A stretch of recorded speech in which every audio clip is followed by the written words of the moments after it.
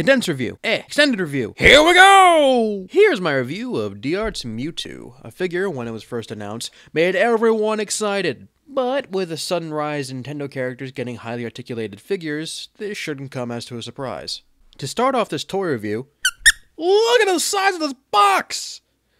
Maybe it's because I'm used to figure art boxes, but man, look at this nice looking piece of cardboard that's going to be in my cabinet for a very long time. Mewtwo himself isn't as big as you'd want him to be, being approximately 5 inches in height. His paint quality feels spot on, accurate to the anime colors, but under certain light you can notice some small strokes on the plastic, especially in the thighs and the tail. Although the eyes are clean and invoke Mojo's cowl, as opposed to other eyes. We don't talk about that here! I just wanted to record this and it's just a hand tutorial of articulation because most of my problems that lie with this guy are in the articulation bits. And it's mostly in the lower body. Now, starting off, we have the legs. And I gotta tell you, I haven't looked at this design in so long. I forgot how bizarre it was when it comes to, like, an actual physical form.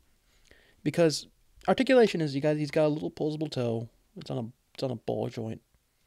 So that's cool. This is on a swivel and a hinge.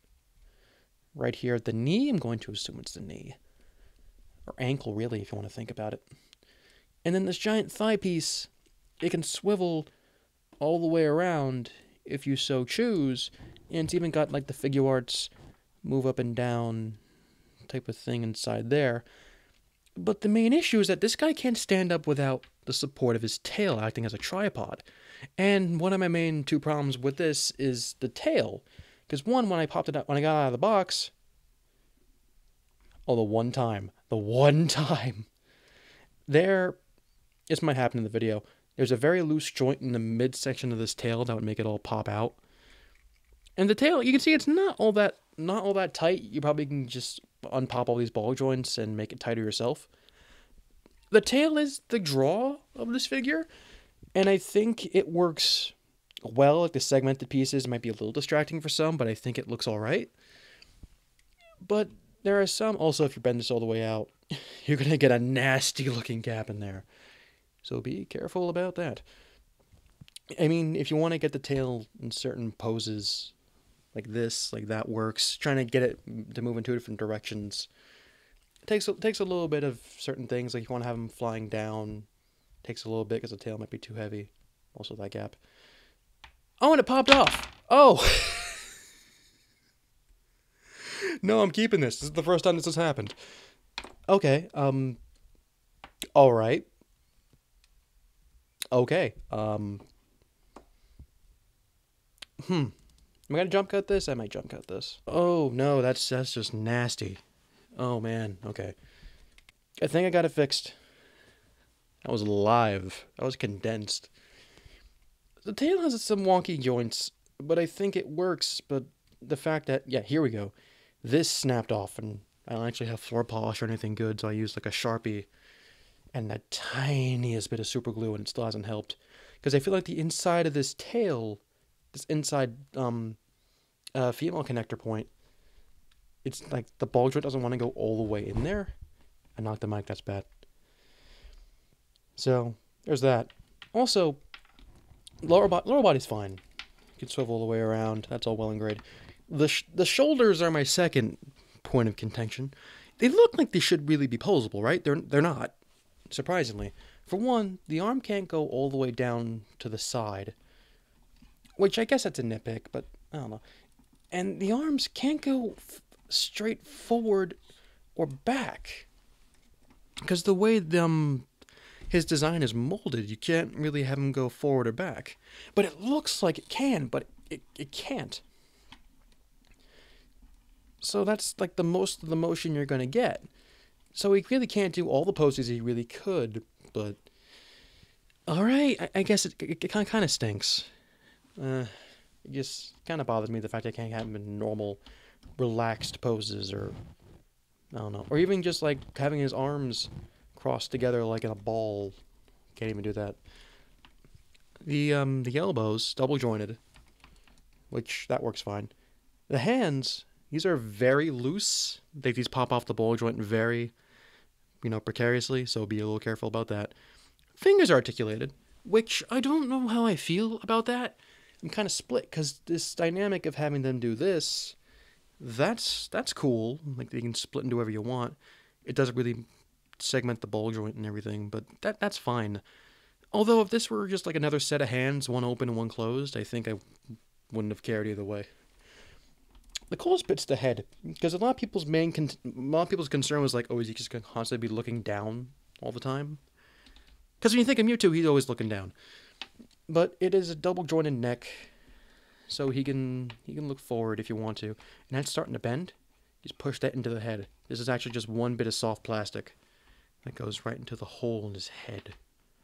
Just plug that in, and his head can be posable as much as you want. The posability, I think, on this guy could be a lot better, and it's kind of disappointing that the fact my tail was kind of broken and segmented, and the fact these shoulders really can't do much. And I think that's a legitimate complaint. I really think this guy could be more posable than he really is. Back to the fancy editing. Mewtwo is packed in a very low accessory count, but I feel it's necessary for any Pokemon. He comes with an extra hand with a peg in the palm, which can be swapped out on a ball. Oh, God, Jesus. That is small. Like smallest nerd in the box small. Be very careful when swapping out the hands to avoid the ball joint stem from snapping off the arm. Oh man, that's frightening. Anyway, the peg in the hand is meant for a signature Shadow Ball attack.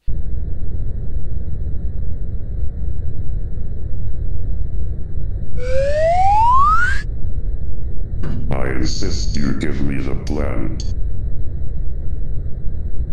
I'm gonna join the consensus and say this is a pretty meek looking attack. I get that the protruding lines are meant to invoke the ball being charged up, but it becomes rather cumbersome to pose because of it. Also, the only ball part of it is the core. The rest flattens out, which looks fine from the side, but it's lacking consistent shape. Meh. It makes a pretty cool top, though. If you picked up the first release version of this toy, you would receive a small figurine of Mew. This is no exaggeration. When I first pulled the Mew out of the box, it smelled the exact same as the 90s toy. And considering it's made of the same plastic, it's not all that surprising. It's a pretty good nostalgic piece, I might add. But the scale is a little off when comparing the two figures. But I'm happy enough I got this bonus anyway. Lastly, a Pokeball-shaped Tamashii stage is included, with 2 arms for each Pokemon. It works for keeping Mewtwo upright on the stand without the assistance of the tail, but trying to get him in air poses is tough. The most logical way is to clip the stage around his waist, but considering the center of gravity is in his lower body, it's a little hard to do it. I've heard you can clip the stand around the tail, but I can't find a good way to do so. Overall, this was not the figure I was expecting, but by all means, he is not a terrible figure. If you look past the paint quality and the slight articulation issues, it works as a posable Mewtwo figure. He looks menacing in a few poses and works as a great addition for your Nintendo collection of figures. As of this video, no. I don't plan on getting the other 3 starters. Well, maybe Venusaur.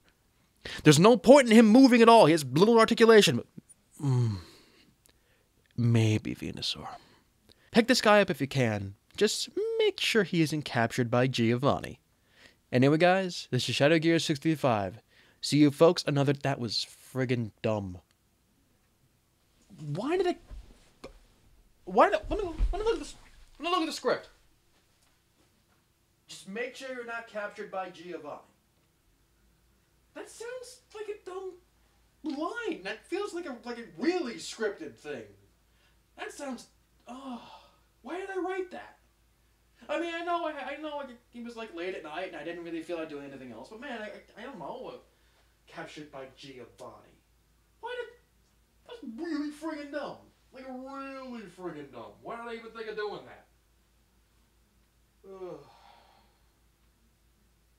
I wonder if the fans are gonna think I'm corny now. I have no clue. Hey, maybe I'm overacting. Maybe I'm just screaming at the wall to make myself feel better about myself and how I wrote a really stupid line.